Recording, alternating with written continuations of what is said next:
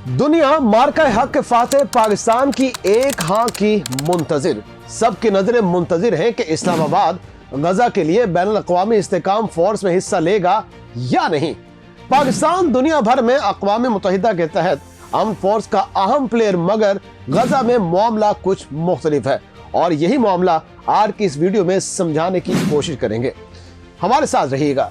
नाजरीन, बरतानवी खबर agency Reuters की एक रिपोर्ट में दावा किया गया है कि पाकिस्तान मुसल्लह अफ़वाज के सरबराह chief of defence forces field marshal Syed Asim Munir जल्द अमेरिका का दौरा करेंगे, जहां उनके सदर डोनाल्ड ट्रंप से मुलाकात भी होगी। दोनों रहनुमाओं के दरमियान गजा में बैनुल-अक़वामी अमन फौज की तैनाती का मौजू ज़ेर गौर आएगा। ये गुज़श्ता 6 माह के दौरान दोनों के दरमियान तीसरी मुलाकात होगी। मार्का हक में भारत के खिलाफ कामयाबी ने फील्ड मार्शल सैयद आसिम मुनीर का कद काट बढ़ा दिया है और वो एक आलमी मुदब्बर के तौर पर भी उभर कर सामने आए हैं। अमेरिकी सदर ट्रंप उनकी फहम फरासत और जंगी हिकमत अमली के कायल हैं।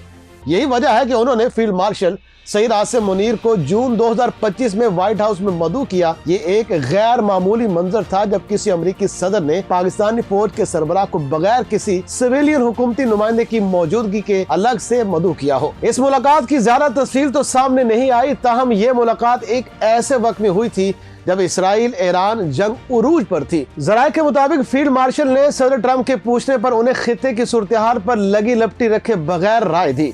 इस मुलाकात के सिर्फ 5 दिन के बाद सदर ट्रंप ने दोनों मुल्कों के दरमियान सीज फायर करा दिया। जंग रुक गई और सदर ट्रंप फील्ड मार्शल के गुण गाने लगे और उन्हें एक बाअसर और मुतासिर कुन शख्सियत भी करार दिया। सितंबर 2025 में फील्ड मार्शल सैयद आसिम मुनीर ने दूसरी मर्तबा सदर ट्रंप से मुलाकात की। इस मौका पर वज़ीर आज़म शहबाज शरीफ और दोनों ममालिक के आला हुकाम भी मौजूद थे। ये मुलाकात एक ऐसे वक्त में हुई जब अमेरिका और भारत के ताल्लुकात में कशीदगी पाई जा रही थी। 29 सितंबर को एक अवामी इज्तिमा में सदर ट्रंप ने फिर फील्ड मार्शल आसिम मुनीर की शानदार शख्सियत की तारीफ की।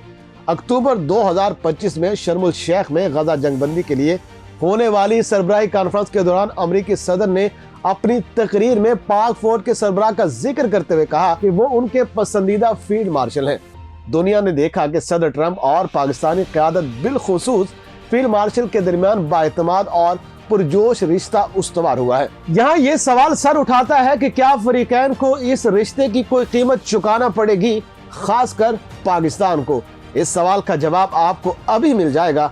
वीडियो पूरी देखिएगा और हिंगोल न्यूज को सब्सक्राइब करना मत भूलिएगा। तो नाज़रीन, रॉयटर्स के मुताबिक अमेरिका पाकिस्तान पर दबाव डाल रहा है कि वह गजा में मुजव्वज़ा बैनुल-अक़वामी इस्तेहकाम फोर्स में अपनी फौजी दस्ते फराहम करे।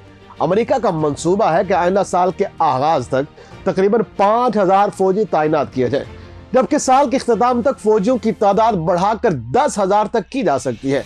यह तैनाती उन इलाकों में मुतवक्के है जो इसराइली कंट्रोल में होंगे। पाकिस्तान ने सरकारी तौर पर अभी तक गजा बैनुल-अक़वामी इस्तेहकाम फोर्स में शमूलियत का ऐलान नहीं किया। नवंबर 2025 में पाकिस्तानी वज़ीर ख़ारजा और नायब वज़ीर आज़म इसहाक डार ने कहा था कि पाकिस्तान अमन बरकरार रखने के लिए गजा में फोर्सेस भेजने पर गौर कर सकता है।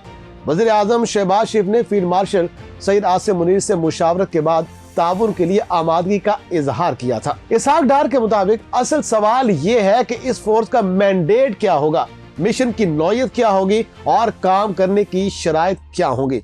जब तक ये निकात वाज़े नहीं होते कोई हतमी फैसला नहीं किया जा सकता। इसहाक डार ने दो टोक अंदाज में ये बात भी दोहराई थी कि हमास को गैर मुसल्लह करना पाकिस्तान की जिम्मेदारी नहीं है, बल्कि ये फलस्तीन और उनके कानून नाफिज करने वाले इदारों का काम है।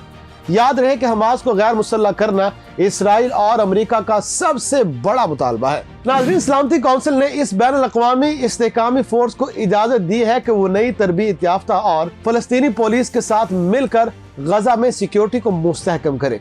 इसमें गजा की पट्टी को गैर फौजी बनाने का अमल भी शामिल है, जिसके तहत अस्करी, दहशतगर्द और इंफ्रास्ट्रक्चर को तबाह करना, उनकी दोबारा तामीर को रोकना और गैर रियासती मुसल्लह ग्रोहों के हथियारों को मुस्तकिल तौर पर नाकारा बनाना भी शामिल है। ताहम अभी तक ये वाज़े नहीं है कि ये अमल अमली तौर पर कैसे अंजाम पाएगा। आम बात यह है कि अभी तक ये भी वाज़े नहीं हो सका कि कितने ममालिक ने इस इस्तेहकाम फोर्स में शिरकत पर आमादगी जाहिर की है। इंडोनेशिया के सिवा किसी मुल्क ने इस हवाले से अपनी ख्वाहिश या राय का भी इजहार नहीं किया।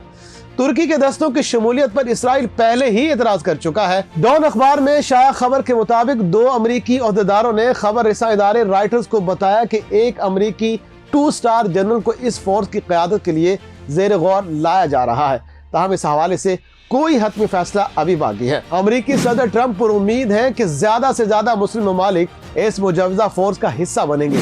امریکی صدر کی خواہش ہے کہ 20 نکات پر مشتمل امن منصوبے کے دوسرے مرحلے کی جانب پیش رفت کی جائے، حالانکہ ابھی پہلے مرحلے کی تکمیل بھی نہیں ہو سکی ہے۔ ٹرمپ اسرائیل پر دباؤ ڈال رہے ہیں کہ وہ حماس کے پاس موجود آخری یرغمالی کی لاش کی حوالگی سے پہلے اس منصوبے پر عمل کرے۔